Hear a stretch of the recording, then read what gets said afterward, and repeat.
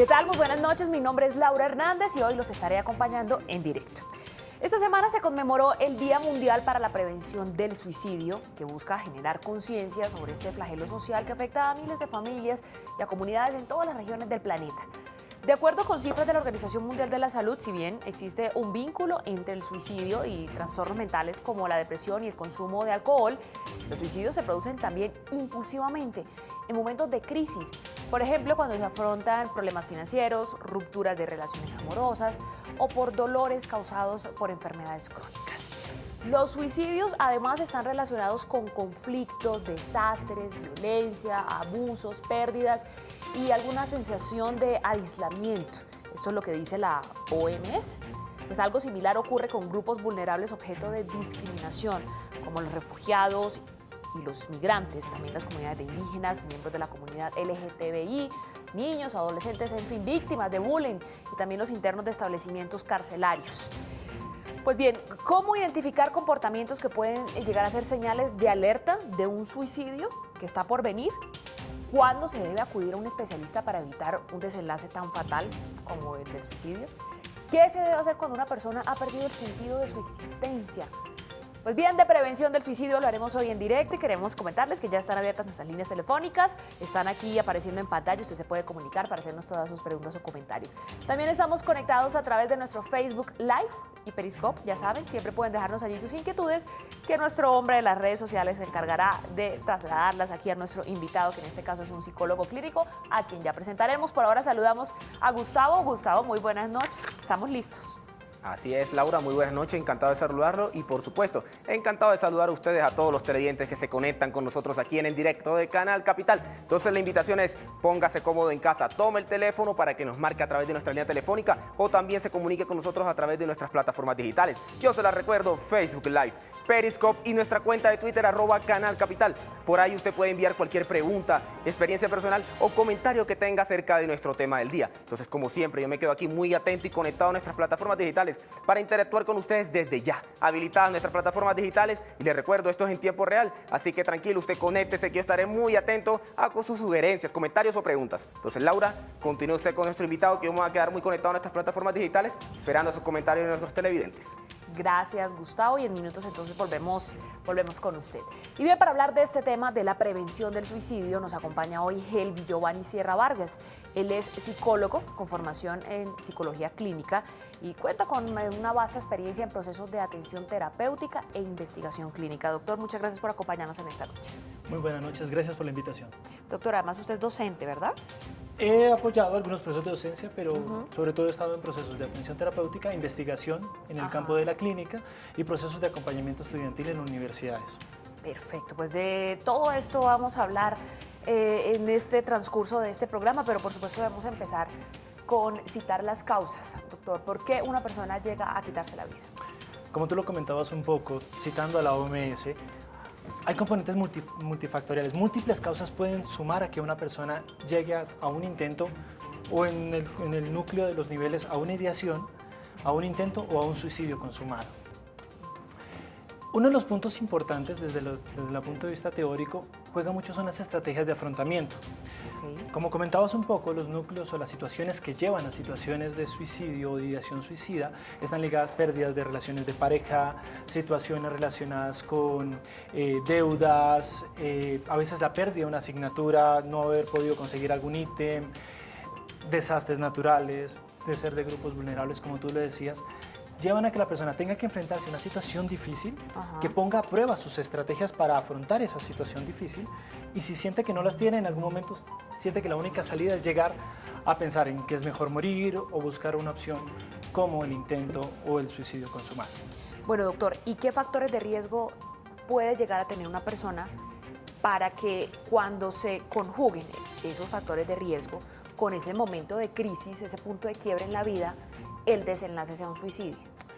Bueno, hay puntos ligados un poco con las estrategias creadas durante la vida de la persona. Entonces, actualmente hemos tenido un incremento, han disminuido la tasa de suicidios en Colombia, pero ha aumentado el número de intentos. Una cosa que juega muchísimo en esto es cómo la persona consolida sus estrategias durante el tiempo. Cuando son niños, a veces te intentamos que no lloren mucho, que les damos todo con facilidad, no ayudamos a que la gente gestione sus propias estrategias, que sepa llevarse con el fracaso, con la frustración.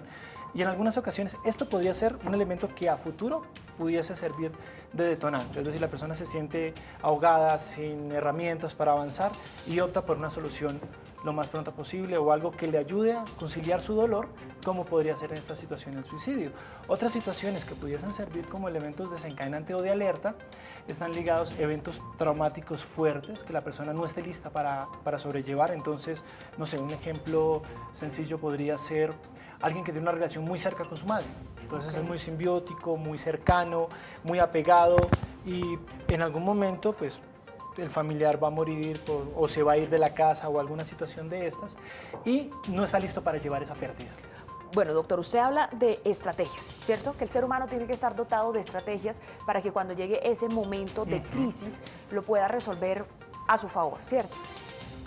¿Cómo se fabrican estas estrategias? Un padre, ¿cómo debe educar a su hijo para que esté preparado para afrontar un fracaso?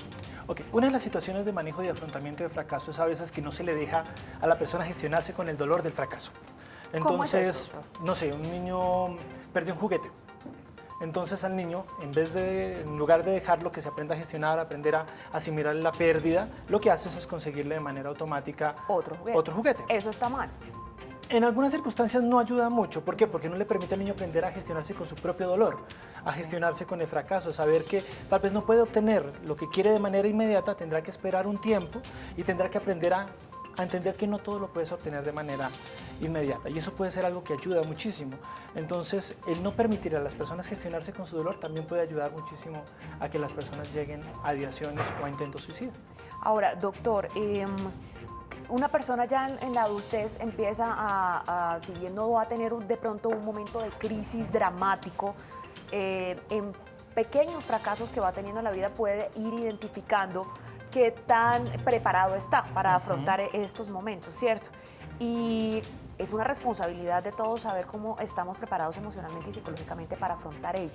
Usted hablamos de la niñez. Ya en la adultez, ¿qué podemos hacer para empezar a construir fortaleza, para empezar a tener una tranquilidad emocional y espiritual que nos permita afrontar momentos de crisis? Vale, lo vamos a hablar igual con la niñez, adolescencia y adultez. Perfecto. Hablamos de las tres Hablábamos etapas. desde una arista, hablamos de una arista, gestión del conflicto, gestión de la pérdida. Esa es una arista, no es importante. Es importante que los televidentes también comprendan que no es unidireccional, es decir, si mi hijo no sabe gestionarse con el dolor, ergo va a terminar ya en un intento suicida, sino que es uno de los factores que podría predisponer. Es un factor de riesgo. Es un factor de riesgo. Frente a eso, las relaciones familiares son un elemento muy importante dentro del manejo de la ideación y de los intentos suicidas. Generalmente, en los procesos de atención desde el modelo que manejamos de formación en sistémico, los intentos suicidas o la ideación suicida está muy ligada a la nutrición relacional, es decir, la persona no se siente conectada con nada. Puede tener a su familia, puede tener a alguien cercano, puede inclusive haber desarrollado algunas estrategias para aprender a sobrellevar esa soledad o ese aislamiento frente al mundo, pero en algún punto no encuentra con qué conectarse. Entonces puede vivir con la familia y hay familias que a veces tienen sistema de checklist, es decir, nosotros nos comunicamos, a veces nos dicen en sesión o en terapia, y cuando uno empieza a revisar en realidad no hay un proceso comunicativo cercano, sino solo es como un checklist. Nos sentamos frente a la mesa, preguntamos cómo fue nuestro día, cenamos juntos y nos vamos cada uno a nuestra habitación. La pregunta es si en el espacio realmente tiene un proceso de conexión, de comunicación cercana, o solamente es un ¿cómo estás? Bien, y siguen con su camino. Entonces creo que en la etapa adulta es muy importante también cómo se gestionan los espacios de conexión, no solamente con los sistemas familiares, con la familia, sino también con los amigos, qué lo conecta a este proceso que es vivir y que lleva también a aprender a gestionarse con el dolor que es vivir a veces. Relaciones de pareja, deudas, proyectos que a veces quieres consolidar y a veces no salen, ¿sí? Todo este tipo de elementos. Doctor, usted mencionaba, usted trabaja en investigación, ¿verdad? Y mencionaba que ha aumentado la cifra de intentos de suicidio, pero los suicidios como tal han disminuido. Este hecho, ¿por qué se está originando? Bueno, Intentarlo explicar desde un nivel es muy complejo, es decir, Claro. desde una sola causa, pero se hizo hace aproximadamente 2 años un estudio de suicidio en universidades en Colombia, bueno, perdón, específicamente en Bogotá, Ok. que se encontró de manera interesante que el área o disciplinas de estudiantes que más tienen intentos o ideaciones suicidas están ligadas con ingenierías. Pero con ciertos programas académicos, inclusive de manera muy interesante, se encontró que en psicología hay un alto índice de personas que llegan a intentos suicidas, ligado también a áreas de ciencias humanas como filosofía, sociología, y esto a veces está un poco ligado a las preguntas existenciales, cómo te Exacto. confrontas Sí. al hecho de tener que ver el mundo desde una mirada un poco más abierta, de la mirada bivalente buena y mala. Ajá. No es bueno o malo, no, espera, hay otras miradas, están los grises, cómo tengo que aprender a gestionarme con una visión que nos venden del mundo que debe ser ético, puro, moral, pero que a veces no funciona de esa manera. ¿Cómo aprendo a vivir con esa incertidumbre que nos da la vida? Claro, estas carreras humanísticas tienden a plantear una cantidad de cuestionamientos sobre la vida, sobre Dios, sobre la misma existencia del ser humano, la relación con la naturaleza, y pues me imagino que eso lleva a un análisis mucho más profundo de los jóvenes versus los que pues, estudiamos alguna otra carrera. Ya vamos a seguir hablando de este tema porque primero vamos con Gustavo, porque ya nuestros televidentes empiezan a dejarnos preguntas a través de las redes sociales. Gustavo. Así es, Laura. Bueno, ya nuestros televidentes se comienzan a reportar y a comunicar a través de nuestras plataformas digitales. Saludos muy especiales para Kenji, para Víctor Reinaldo, para María Rodríguez, Ángela Patricia, Mario, José y Arcelina, que están ahí conectados con nosotros en el directo de Canal Capital. Gracias por preferirnos y por conectarse todas las noches con nosotros. Tenemos una pregunta de Joana. Ella nos dice, ¿qué hacer si alguien manifiesta querer acabar con su vida y es un niño de 13 años? Doctor, muy buenas noches. Y bueno, ¿qué le podríamos responder a Joana en este caso? Es importante primero tener en cuenta si es un familiar cercano. Bajo este tipo de situaciones es importante que la familia entre como una medida de protección importante a través del joven, es decir, mirar si realmente qué es lo que está llevando a esta manifestación suicida, de ideación suicida, perdón, si es que no está conforme con situaciones a nivel familiar, si está transitando por situaciones difíciles en el colegio, ya sea bullying, ya sea una relación de pareja, porque son las edades donde están empezando a emerger estos otros niveles de conexión de relación con las otras personas.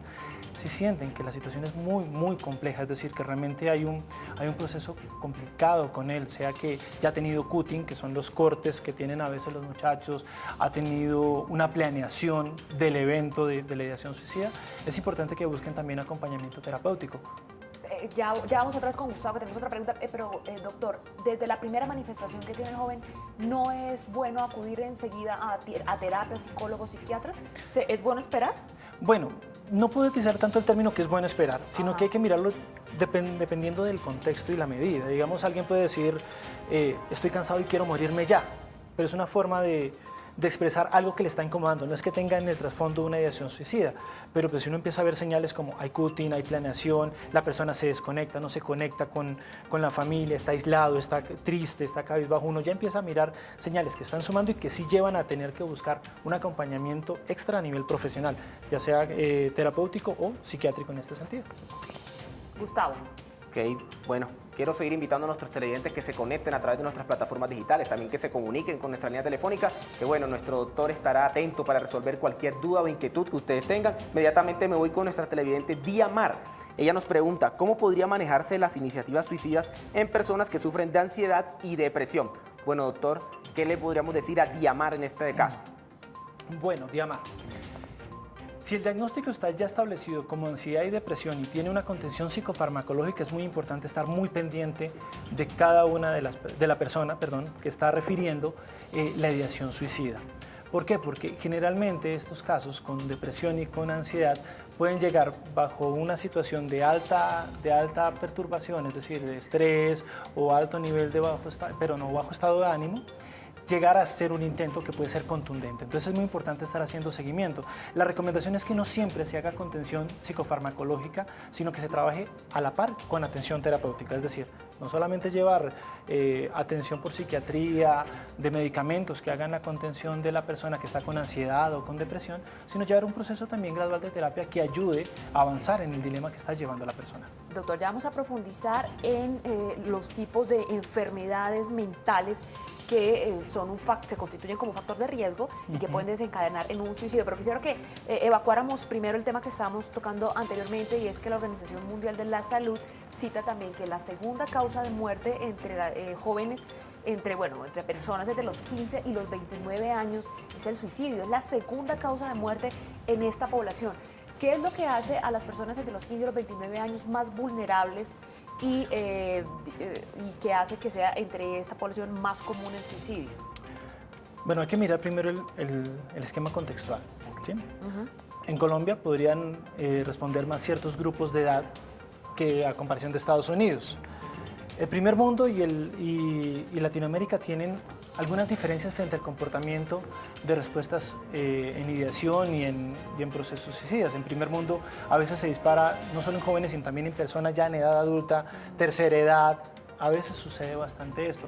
En Latinoamérica puede estar ligado un poco también a los contextos sociodemográficos. En Colombia hemos transitado por situaciones muy complejas, personas que han sido víctimas de violencia armada, han transitado también por situaciones de conflicto, que a veces llevan a eso, a pensar que la mejor opción es simplemente dejar de existir bajo esta situación. Pero de manera general, ¿qué pasa en este tipo de población? Usted mencionó anteriormente que en esa edad se empiezan a generar los vínculos, digamos, de mi familia hacia afuera, ¿no? Ok, hay un proceso en ese punto de la adolescencia que se llama el proceso de desvinculación y de individuación. Entonces, el proceso de individuación es cómo yo me diferencio de mi familia, cómo ya no soy, bueno, mi apellido es Sierra, entonces cómo ya no solo soy Sierra, hijo de mis padres, por decirlo así, sino cómo soy yo, qué me diferencia a mí de esa familia.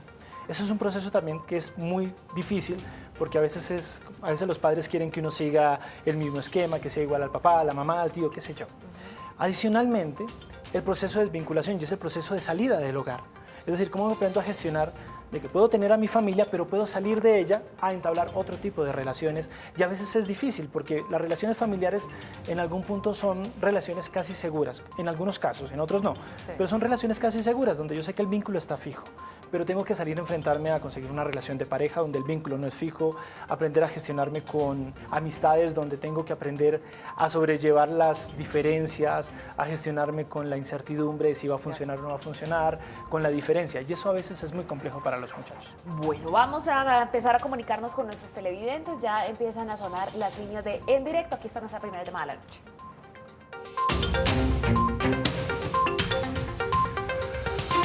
Señor Rodríguez, muy buenas noches, gracias por acompañarnos. ¿Y cuál es su pregunta o comentario? Ok. Adelante. Señor Rodríguez, adelante. Gracias, buenas noches. Muy buenas noches, ¿cómo está? Gracias por acompañarnos. Adelante con su pregunta o con su comentario. Muy interesante el programa, gracias. Mira, te cuento mi historia personal. Y gracias. Vengo de una familia disfuncional, ¿sí? Mi padre con problemas de alcohol. ¿Sí me escuchan? Sí, señor, lo estamos escuchando. Ok.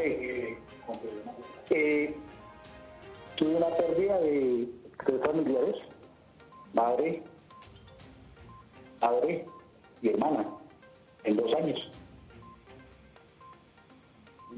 Perdí mi pareja, mi matrimonio de 20 años.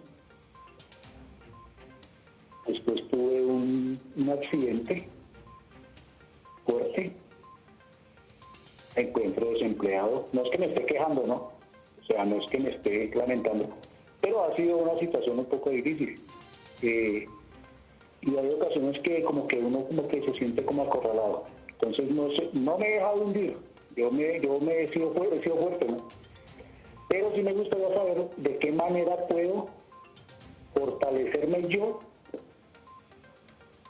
en mi salud mental. Claro. Como renovar esa fuerza para poder continuar. Y esa es la pregunta para el doctor. Muchas gracias. Señor Rodríguez, muchísimas gracias por compartirnos su historia, por abrirnos su corazón y sobre todo porque el objeto de este programa es precisamente ese, prevenir el suicidio. Y la idea de tocar este tema, doctor, es dotar de herramientas a nuestros televidentes que están pasando por alguna situación complicada o que podrían llegar a afrontarla. ¿Qué debe hacer cuando él ya identifica que está en una situación difícil, de dolor? Entonces, que uno empieza a sentirse deprimido. ¿Qué debe hacer esa persona, doctor? Bueno, primero que todo señor Señor Rodríguez, es muy importante el punto donde tú empiezas a identificar que estás transitando por situaciones difíciles, has tenido historias complejas y que te llevan a debatir muchas cosas en tu vida. Nosotros generalmente cuando empezamos a construir nuestras historias de vida, nosotros somos narradores de historias de vida, todos. Cuéntame tu historia y uno empieza a contar su historia. Es qué tipo de historias le das privilegio, es decir, empiezas a contar tu historia a partir de estas pérdidas difíciles o empiezas a contarla a partir de las cosas también maravillosas que han pasado en tu vida, ¿sí? A veces pueden ser elementos que ayuden a gestionar este dolor. Evidentemente, si sientes que es muy grande, si es muy complejo, es importante buscar ayuda. Tenemos líneas de atención, la 125, que es una línea de atención para suicidas, o si en algún momento no sientes que estás llegando a ese nivel, sino que quieres buscar estrategias para fortalecer esas herramientas para avanzar con este dolor que has tenido que transitar, están los espacios de atención terapéutica. Inclusive las universidades brindan espacios muy económicos para acompañamiento terapéutico. Para eso existe la red ISUAP, donde están muchas de las universidades y centros de atención psicológica que brindarían estos apoyos adicionales para acompañar a las personas que tienen estas dudas, estas situaciones complejas para su vida. Doctor, repitamos el nombre de esta red. La red ISUAP. Pueden preguntar en la Secretaría de Salud, pero también pueden acercarse a múltiples universidades. Podría decir algunas de las universidades. Está Claro, sí. la Universidad Santo Tomás, que tiene su centro de atención psicológica, la Conrad Lorenz, está también el Bosque, también tiene centros de atención. Entonces, pueden indagar sobre qué otros centros hay que son de gran acceso para las personas inclusive de bajos recursos, que pueden servir bastante para ello. Claro, porque es muy complicado estar pasando por una situación difícil y tener que ir al sistema de salud, en el que te van a dar una cita con un psicólogo no sé cuántos días después. Entonces esto pues lo que hace es un poco aumentar la amargura, ¿no? Qué bueno que existan este tipo de oportunidades accesibles. Sí, lo que pasa es que a veces un poco con los servicios de psicología comunes en los servicios de salud, es que se intenta hacer un proceso de intervención o de terapia de una sesión de media hora cada mes. Y la idea es que estos procesos de terapia tengan una regularidad de al menos de 15 días. Es decir, se puede una vez a la semana, digamos, la IPS de la Santo Tomás ofrece espacios una vez a la semana, la de la Conrad Lorenz ofrece una vez a la semana. Son espacios de seguimiento constante que pueden trabajarse junto con la persona o con la familia, dependiendo del modelo con el que se quiera trabajar. Bueno, doctor, tenemos más preguntas de nuestros televidentes, en este caso a través de las redes sociales, y por eso volvemos con Gustavo. Gustavo. Así es, Laura. Bueno, tenemos una pregunta de una televidente que nos ha pedido reservar la identidad. Ella nos pregunta, ¿cómo no tener esa sensación de suicidio después que eres abusado por un miembro de tu familia? Bueno, doctor, complicada situación, recomendaciones, consejos para nuestra televidente. Bueno, es un tema complejo a veces, y es un punto que quisiera un poco enmarcar, y es, no hay una palabra específica que para alguien, para sea un trastorno, una ideación suicida, una situación compleja como la que ha transitado la televidente, vaya a servir como una lámpara de Aladino. Esto requiere un proceso de intervención, un proceso gradual.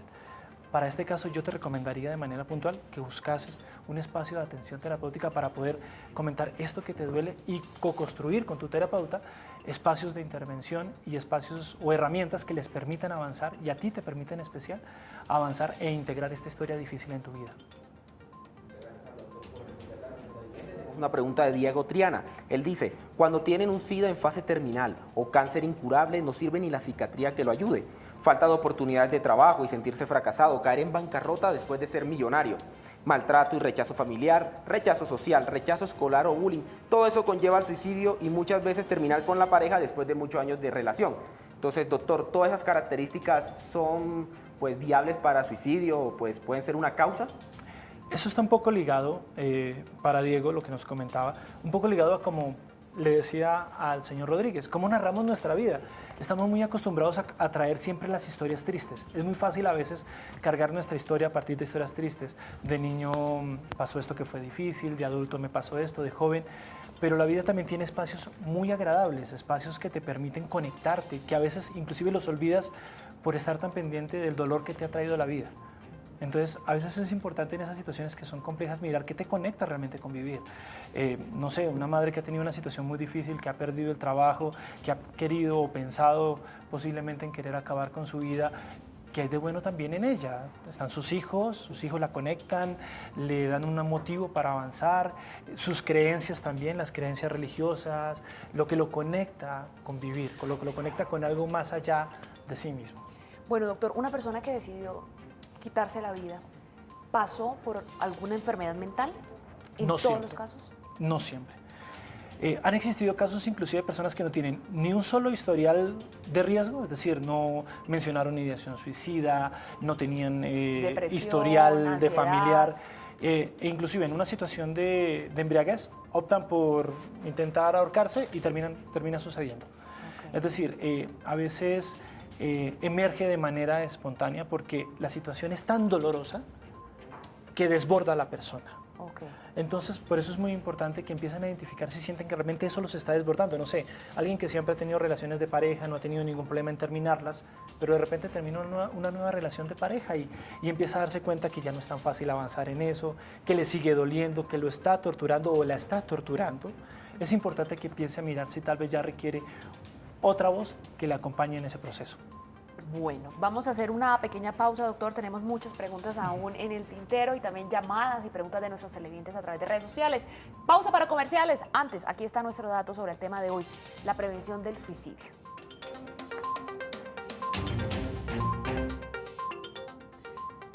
Aquí está nuestro dato. Según la Organización Mundial de la Salud, OMS, una persona se quita la vida cada 40 segundos en nuestro planeta, lo que supone unos 800.000 fallecimientos al año por esta causa. Estamos hablando de la prevención del suicidio. Esto es En Directo, regresamos en minutos.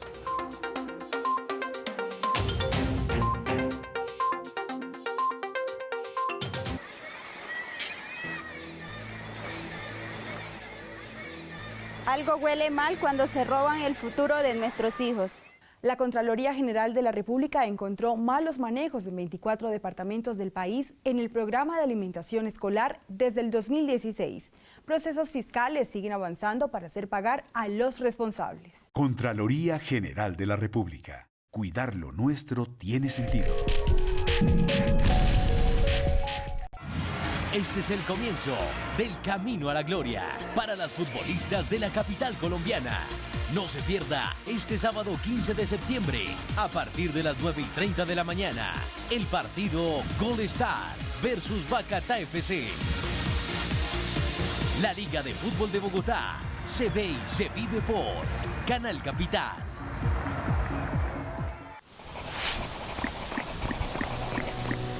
El macizo colombiano, ese nudo en donde nacen las cordilleras central y oriental, es un lugar clave para la seguridad hídrica de Colombia. En sus picos nacen los ríos Magdalena, Cauca, Putumayo, Caquetá y Patía, los cuales producen el 70% del agua del país. En él confluyen los biomas andino, amazónico y pacífico, lo que lo convierte en un punto clave para la biodiversidad colombiana.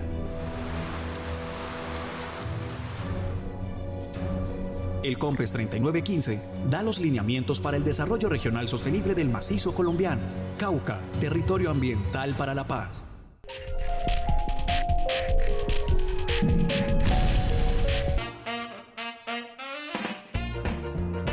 La capital colombiana va a vivir una fiesta musical en el Parque El Country, porque llega la versión número 23 del Festival Jazz al Parque, donde las voces femeninas serán las protagonistas.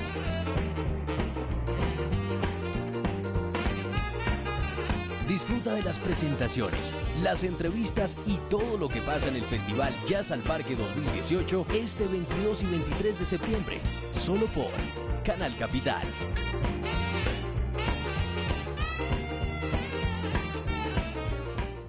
Este programa es patrocinado por Azúcar Manuelito, que refina el mejor azúcar del país. Dentro de sus ofertas educativas, la Universidad Minuto de Dios desde hace 10 años inició programas a distancia y de modo virtual para formar técnicos, tecnólogos y profesionales capacitados en especializaciones y maestrías. Hasta hoy se han graduado 39.836 profesionales y tenemos en formación 88.236 más. Es un servicio para que los jóvenes se preparen para el trabajo. Uniendo nuestro esfuerzo con el de las demás universidades del país, queremos que Colombia sea una nación de gente educada, preparada, bien calificada académicamente. Lo invitamos a usted, Uniminuto a distancia. Dios mío, en tus manos colocamos este día que ya pasó y la noche que llega.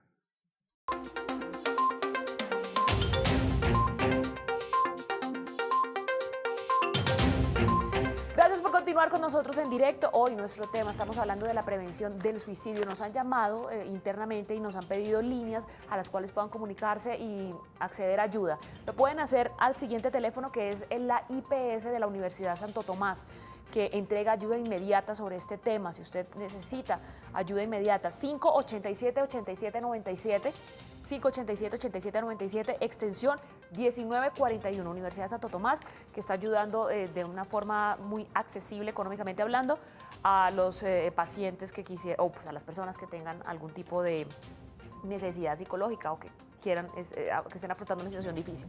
Tenemos al señor Guerrero en línea. Señor Guerrero, muy buenas noches. Gracias por su comunicación y bueno, cuéntenos cuál es su experiencia o su comentario. Buenas noches. Buenas noches. Adelante, señor Guerrero. Sí, aló, buenas noches. Adelante, señor Guerrero. Sí, yo quería preguntarle al doctor una cosita. Sí, ¿se me escucha así? Sí, lo estamos escuchando. Adelante. Pues lo que pasa es que yo vivía en Bogotá, sí, yo hace 8 años me dio una crisis de ansiedad y depresión, sí, yo soy ansioso depresivo. Me dan ataques de pánico, yo no me puedo subir allá a un bus, mejor dicho tuve que alejarme de la ciudad completamente porque sufro de ataques de pánico, sí. Entonces yo lo que digo es que yo me tomo la cetralina por la mañana, fluoxetina para estar tranquilo todo el día por acá. Y a veces debo de tomármela y duro 8, 15 días bien y yo pienso que ya me pasó todas esas crisis, pero de un momento a otro me dan, es que eso nunca me va a pasar. O a veces estoy 2, 3 días que no como, con sueño, duermo 3 días, pero luego me siento, mejor dicho, bien, duro hasta un mes sin tomar nada absolutamente y vuelve y me da la crisis, no entiendo por qué. Vale. Señor Guerrero, es muy común en este tipo de casos de ansiedad y depresión que existan estos altibajos en la respuesta emocional, que estés a veces muy lleno de energía, a veces te bajes. Si tienes ya centralina y tienes algún proceso psicofarmacológico que estás llevando de seguimiento, es importante que pactes con tu psiquiatra pues el seguimiento a las dosis de lo que estás consumiendo, pero adicionalmente que lleves procesos de terapia, es decir, llevar solamente con medicación una situación psicológica no siempre es del todo viable, es importante complementar con terapia, sobre todo tomando en cuenta un poco que las personas cuando tienen diagnósticos se convierten en el diagnóstico, es decir, construyen su identidad a partir de él, entonces ya no se presentan como mucho gusto, me llamo Helvis, sino mucho gusto, soy depresivo, mucho gusto, soy ansioso. Es como si alguien te dijera que tiene diabetes y se presentara como mucho gusto, soy diabetes. Entonces es quién eres tú más allá del diagnóstico y cómo a través de los procesos de psiquiatría y el trabajo articulado entre psiquiatría y psicoterapia pueden ayudarse dentro de ese proceso. Doctor, eso me lleva a preguntarle lo siguiente, una persona que ha tenido que tiene alguna enfermedad de tipo mental, ansiedad, desequilibrios mentales, depresión, incluso desórdenes alimenticios, ¿eso se debe tratar durante toda la vida? O sea, ¿nunca se debe suspender de toda la terapia o cómo? Bueno, depende, los sistemas teóricos, la parte de investigación disiente un poco en eso, es decir, hay unos que dicen sí, efectivamente si tienes un trastorno de personalidad lo vas a tener toda la vida, hay otros que dicen no, hay personas que aprenden a gestionarse con lo que nosotros llamamos trastorno, porque a veces depende para quién es el trastorno. Pensemos hace 30, 40 años, la homosexualidad era un trastorno, entonces ahora no, ahora es una elección y una condición y un elemento de vida. Entonces, depende para quién es el trastorno y por eso los modelos en terapia y en clínica disienten un poco sobre eso, si es una condena de toda la vida o es algo que la persona aprende a gestionar o es algo temporal en ese sentido. Bueno, entonces cada caso es muy particular. Vamos ahora con Gustavo, que nos va a ayudar también a trasladarle al doctor las preguntas que han llegado a las redes sociales. Gustavo.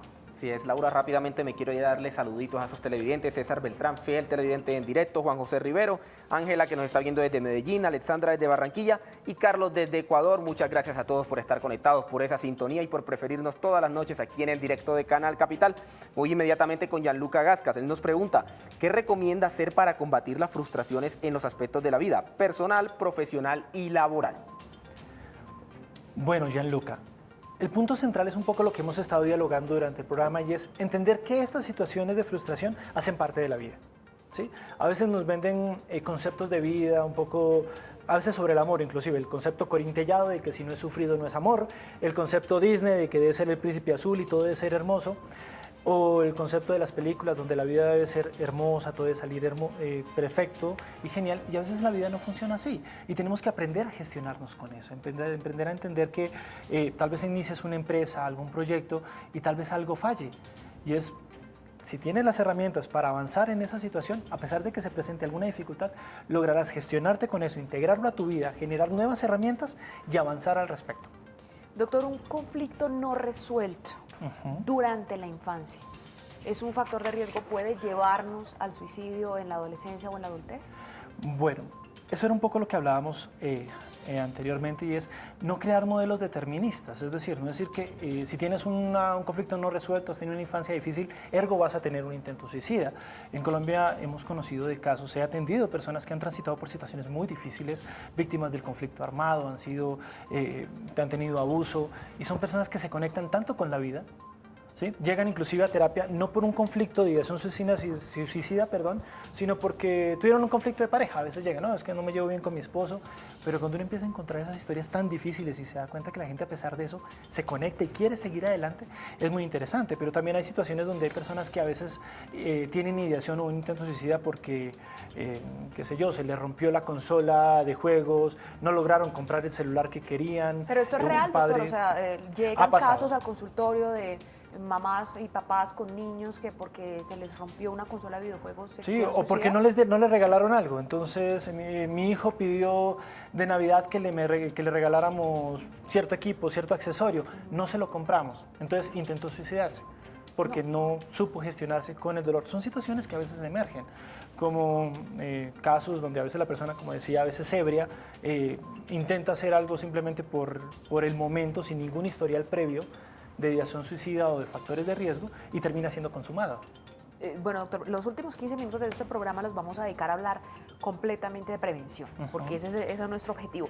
Antes de que lleguemos a ese punto, las redes sociales y la forma en que nuestras vidas están expuestas, ¿están favoreciendo el suicidio? ¿En qué sentido? En el sentido en que debemos colmar unas expectativas, nos ponen unos estándares de cuerpos, de belleza, en cuanto a dinero, viajes, esas expectativas que se están creando son un factor de riesgo para el suicidio. Es complejo porque depende también cómo tú te sabes gestionar con las redes sociales. Hay personas que dicen, bueno, yo tengo mi red social, no tengo ningún problema al respecto, puedo ver que otra gente es exitosa, es feliz, y para mí está bien. Para otros no, para otros es frustrante darse cuenta que otras personas que tal vez están en su misma condición o de su misma edad o más jóvenes están viajando, haciendo otras cosas. Las redes sociales también han impactado muchísimo en la consolidación de pauta de ideación suicida, porque el ciberbullying es uno de los elementos que ha jugado muchísimo en eso. Entonces, la manera como la persona revisa su vida, pone una publicación, lo atacan, no lo atacan, esto ha jugado mucho en la manera como se presentan los episodios. Digamos, uno podría ver a veces una red social de alguien y crear casi un perfil de personalidad con la sola red social, porque ahí la persona se desnuda completamente a veces. Hay personas que abren completamente su vida, pero si se arriesgan a abrir completamente su vida, también tienen que estar listos para confrontar cuando alguien les escriba algo que sea complejo. Entonces, si no estás listo para confrontarte o llevarte con un comentario que sea complejo, que sea difícil, que te transgreda en algún punto o que te haga sentir mal, ten cuidado con lo que compartes en redes porque puedes ponerte en situación de vulneración. Perfecto. Vamos nuevamente con Gustavo porque hay más preguntas en nuestras redes sociales. Gustavo, adelante. Bueno, tenemos una pregunta de Luz. Ella dice, excelente programa, pero ¿qué pasa cuando alguien no logra el suicidio y queda con vida? ¿Cómo asumirlo? Bueno, ¿cómo asumir cuando alguien tiene un intento suicida? De manera interesante, inclusive en Colombia no está penalizado el intento suicida. En algunos países sí lo hay. Dentro de la red de atención, generalmente posterior al intento suicida, se activan los sistemas de protección, que en este caso el primer respondiente es la familia, y pues se interna clínicamente, se mantiene bajo observación. Pero es importante que no se quede solamente con que estuvo 15 días en el hospital, lo mantuvieron con contención psicofarmacológica y salimos ya como si hubiese sido un episodio más, sino es importante buscar espacios de ayuda adicional. Es decir, realmente buscar espacios de terapia que le permita a la familia tanto integrar esa historia difícil, es decir, el intento suicida, porque a veces hay familias que no logran avanzar después de estos intentos, y lograr solucionar también el dilema de fondo que puede estar llevando o lo que quería metacomunicar el intento. A veces el intento suicida solo es una forma de querer comunicar algo más. Estoy solo, no me conecto con el mundo, algo así. Bueno, doctor, Pregunta, cuando se está pasando por estas situaciones no quieres compartirlo con nadie, pero ¿puede encontrar fortaleza espiritual en Dios? Efectivamente, es decir, el núcleo central es qué te conecta con vivir.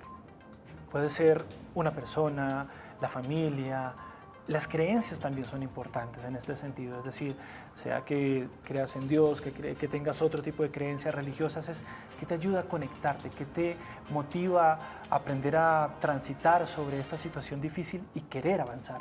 Entonces, las creencias religiosas son un elemento también muy importante. Doctor, en este momento en Colombia estamos afrontando una situación puntual y es la migración hacia nuestro país de los venezolanos, que sin duda están sobrellevando una situación bastante compleja y que al venir a Colombia pues muchos logran algún tipo de solución, pero muchos otros no. Empeoran su situación, quedan sin trabajo, sin una casa. ¿Esta situación puede ser un detonante para una situación de suicidio? Claro, efectivamente, puede ser uno de los múltiples factores que pueden ayudar a sumar para que sea un intento o una ideación. Son personas que están lejos de su hogar, están transitando por situaciones muy difíciles. Llegan a una ciudad que de por sí, si están en Bogotá, Bogotá es muy hostil, inclusive para el mismo colombiano, para el mismo bogotano es una ciudad muy hostil. Llegan a enfrentarse a la desidia de la gente, a sentirse que no están conectados o arraigados. No hay tanto riesgo para cuando llegan grupos donde te encuentras con quién conectarte, a pesar de que la ciudad sea hostil. Pero cuando vienen muy solos, cuando no tienen con quién acercarse, con quién comentar su dolor, encontrar experiencias de vida para conectarse en ello, es muy complicado y podría ser un factor de riesgo altísimo. Bueno, doctor, vamos a hablar ahora de la prevención. Hay que tener en cuenta pues todo este contexto para poder hablar del suicidio, ¿verdad? Pero nuestro principal objetivo aquí es prevenir, que las familias estén alerta, que se acuda a un especialista cuando hay que hacerlo, que tengamos el conocimiento que hay universidades y distintos tipos de organizaciones que ofrecen ayuda, que no solamente es la EPS. Doctor, entonces empecemos a puntualizar en qué momento debe intervenir la familia o incluso los amigos, si los familiares no están cerca. ¿Cuándo hay que hacer algo y qué es ese algo que se debe hacer? Bueno, generalmente lo importante es que cuando uno es amigo o familiar, uno está muy pendiente o esperaría estar muy pendiente de su núcleo familiar. A veces hay intentos suicidas que la familia ni siquiera se había dado cuenta. E inclusive, a veces en sesiones de terapia, no sea, la persona comenta que había dado señales desde hacía 2 o 3 años, donde se había aislado socialmente, que son esos puntos para empezar a revisar.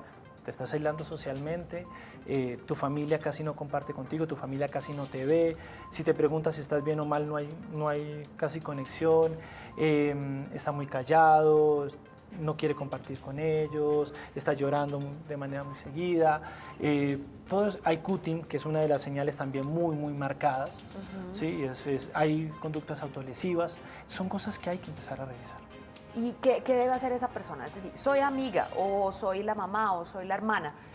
Ya le dije a esa persona, ya le dije, oye, siento que te estás aislando, siento que no compartes mucho, te veo muy depresivo, te veo llorando, y esa persona no responde afirmativamente.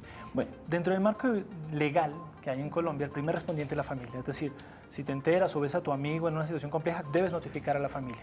¿Sí? Que la familia se empodere de ese caso, porque pues tú como amigo tampoco puedes llevar completamente el proceso, es decir, que la familia esté empoderada y conocida porque es el primer respondiente legal, y de una manera u otra las familias que activen rutas de atención. Entonces, como decimos, el gobierno distrital también y las entidades de salud han brindado como líneas de atención, espacios, modelos de atención para ideaciones suicidas. Están las universidades que también están brindando espacios de terapia, no como tal en líneas de atención a suicida, pero sí espacios de terapia que pueden ayudar a estas familias a manejarse con estos procesos. Entonces, si tu amigo lo ves muy cabizbajo o algo así, si puedes dialogar con él directamente e incitarlo a llevar un proceso, muy bien. Si no, y si ves que está muy reacio, tienes que activar también el sistema familiar. Correcto. Y la familia posteriormente con un terapeuta que se atienda. Bueno, tenemos llamada en línea. Gerson, muy buenas noches. Gracias por estar con nosotros. ¿Y cuál es su pregunta o comentario para el doctor? ¿Aló? Buenas noches. Adelante, Gerson, te escuchamos. Sí. Gracias. Buenas noches. ¿Me escuchan? Sí, te escuchamos. Adelante. Gracias. Es para la siguiente pregunta, doctor. Cuando una persona ha intentado quitarse la vida y una persona cercana le evitó que saltara, que se hiciera daño, y después la persona que intentó suicidarse niega haberse intentado suicidarse, y lo que hace es afirmar, ir ante una autoridad policial a que le dieron un golpe y era por evitarle la caída, ¿sí? Entonces ahí veo que no se atiende o sea, que eso también está afectando a la persona que presta la ayuda, como al que está evadiendo la responsabilidad de intentar hacerse daño. Entonces ahí qué cobertura queda como desamparado el que quiso ayudar, y se sale con la manipulación el que quería hacerse daño. Uy, gracias, no sé si me hago Gerson. entender, sí. Sí, gracias, Gerson. Es una situación bien compleja. Sí, si mal no entendía, el televidente habla un poco de cuando intentas salvar a alguien, te intento suicida y después termina denunciándote por una situación, o está relacionado con el hecho de... Es que no me quedó muy clara la pregunta del televidente. Entiendo que la persona intentó suicidarse y la persona que intentó ayudarlo posteriormente fue denunciado por el que intentó suicidarse, ¿verdad? Bueno, sí, eso es un tema complejo. Digamos, lo único que hay penalizado en Colombia relacionado con suicidio es la incitación al suicidio, ¿sí? Eso inclusive fue ahorita bastante revisado con el caso del estudiante del colegio, ¿cómo fue el nombre de este colegio? Que se suicidó este joven. A veces, yo creo que a veces es importante correr el riesgo de salvar a la persona a permitir que llegue a consumarlo. Entonces, es un juego un poco complejo, es decir, o me acato a la norma donde me culpabilicen por daños personales leves, o dejo que la persona consume el suicidio. Esa es una decisión que en mi caso personal yo intentaría primero primar sobre la vida, es el concepto de no maleficencia, entonces primero la vida y después ya veremos. Ayudarlo ante todo. Doctor, para ir redondeando nuestro tema, usted nos ha hablado que para afrontar un caso disruptivo en nuestra vida, un caso en el que nos vemos decepcionados ante la vida, que tenemos una situación muy complicada que afrontar, lo que nos saca adelante son nuestros dotes o nuestras estrategias personales para salir adelante, ¿verdad? Entonces, ¿cómo construimos esas estrategias en la niñez, en la adolescencia, en la adultez? ¿Qué hay que hacer? ¿Cómo fortalecemos nuestra alma, nuestro espíritu, nuestra persona? Creo que un punto importante es lo que le decía al señor Rodríguez, y era, ¿cómo narras tu vida? ¿Cómo realmente quieres fortalecerla? Si te enfocas a traer las historias tristes, a comentar lo que ha sido complejo, de un momento a otro te vas a cargar de ese dolor, de esa negatividad, que ves una concepción de desesperanza frente a vivir.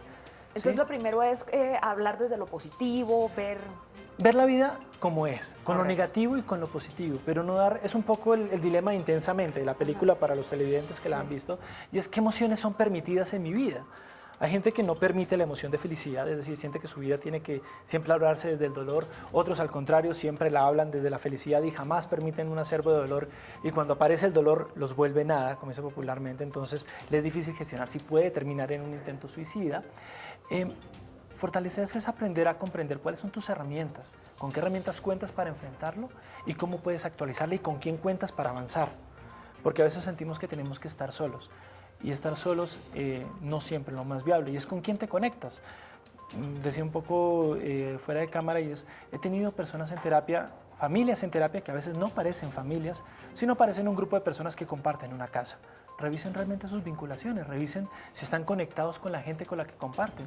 La familia no realmente la construye la consanguinidad, sino los vínculos, con quién te conectas, con quién puedes contar para aprender a llevar esas situaciones que son difíciles. ¿Quién te puede contener? ¿Con quién puedes dialogar? Bueno, yo creo que esta es la última llamada de la noche. Jacqueline, gracias por estar ahí, estar en directo. Adelante, ¿cuál es tu pregunta o comentario?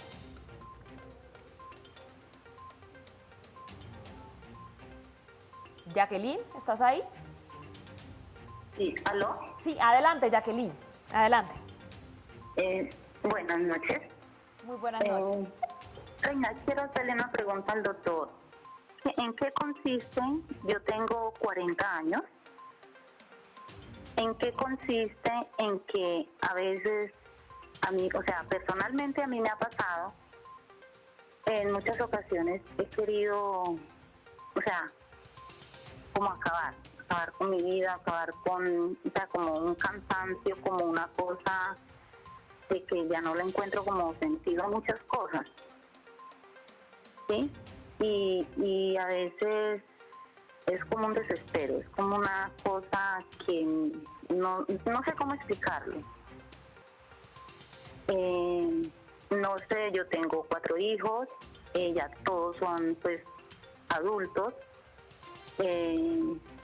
Quizás mis 2 nenas fue como un motivo, ¿no? O sea, las 2 menores fue como un motivo para sostener muchas cosas. Pero me suele suceder aún ya teniendo yo 40 años y nietos. Y me sabe suceder de vez en cuando, ¿sí? De que me entra esa, como una crisis, como algo de que no me sé explicar. ¿Sí? Mi niña ha sido muy complicada. O sea, es una historia demasiado larguísima, pero o sea, lo he superado. Yo siento que lo he superado, pero al final como que concluyo de que no, porque pues, a veces pienso que es como todo eso, ¿no? Que hace que sucedan. Gracias, Jacqueline. Doctor. Bueno, Jacqueline, hay un punto importante que tú traes y es lo relacionado a qué te conecta al menos. A pesar de estar transitando por estas situaciones difíciles, te conecta a tu familia, te conectan tus hijos menores y eso es algo muy importante. Si sientes que en algún punto, y es la recomendación siempre que damos como terapeutas y como psicólogos, y es, no hay una palabra que te vas a solucionar ya mismo todo el dilema, pero si sientes que está siendo muy constante, es importante buscar ayuda profesional, hablar con un terapeuta, buscar un espacio de atención o algún elemento adicional que te pueda ayudar a transitar y a poder resolver esto que te está cargando, que te está haciendo sentirte cansada. ¿Es un evento específico en tu vida? ¿Es algún elemento puntual o es todo? Y eso es importante revisarlo en espacios de acompañamiento terapéutico o en espacios de acompañamiento psicológico. Doctor, para finalizar, ¿cuál es el tratamiento que deben seguir personas con ideas suicidas, con personas que han tenido intentos de suicidio o si bien no llegaron afortunadamente a consumarlo, si tuvieron alguna idea puntual en algún momento? Bueno, el tratamiento varía dependiendo de cada persona. Hay personas que ya han tenido el intento y hay que hacer un tratamiento específico sobre el dilema, sobre lo que puede estar sucediendo, llevar proceso junto con psiquiatría en contención psicofarmacológica para mantener controlado el caso, en algunos casos mantener internación clínica, en otros está la ideación, pero la familia entra como sistema de protección. A veces puede ser que el intento suicida era porque estaba solo en la ciudad. Entonces la familia ahora viaja, está muy pendiente y empiezan a generar unos espacios que ayuden a que el proceso terapéutico sea mucho más sencillo. A veces puede ser un proceso de terapia de largo aliento o de corto plazo, entonces depende mucho dependiendo de cada caso. ¿Sí? Okay, Valga la redundancia, es muy particular porque pues depende de las historias, cómo las han vivido, cómo la familia ayuda en este proceso, la edad también, entonces juega muchísimo y depende de cada caso muy particular. Bueno, doctor, muchísimas gracias por acompañarnos hoy en directo a tratar este tema, la prevención del suicidio. Nos acompañó Helvi Giovanni Sierra Vargas, él es psicólogo con formación en psicología clínica, además tiene una vasta experiencia en procesos de atención terapéutica e investigación clínica. De nuevo, muchísimas gracias por estar aquí respondiendo a las preguntas de nuestros televidentes. Para eso estamos. Y para terminar, recuerden esta línea.